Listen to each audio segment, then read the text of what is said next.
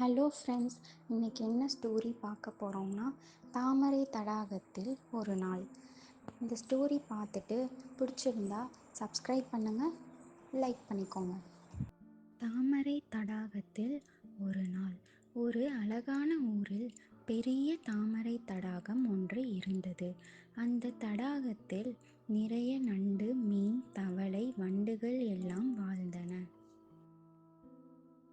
ஒரு நாள் அந்த தடாகத்துக்குள் ஒரு புதிய விருந்தினர் வந்தார். அவர் பெயர் தும்பி ராஜா.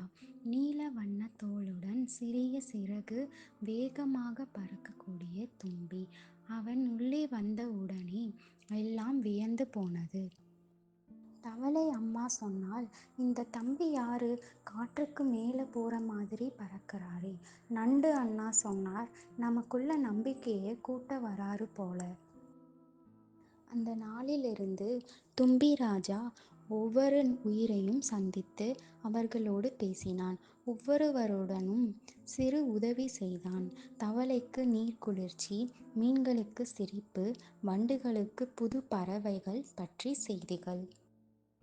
ஒரே நாளில் தடாகம் சந்தோஷத்தால் நிறைந்தது.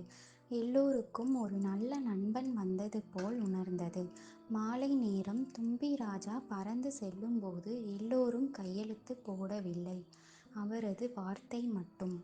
நண்பர்களே, சிறிய உதவியாலும் பெரிய மகிழ்ச்சி தரலாம். கதை முடிவில் சிறிய பாடம்.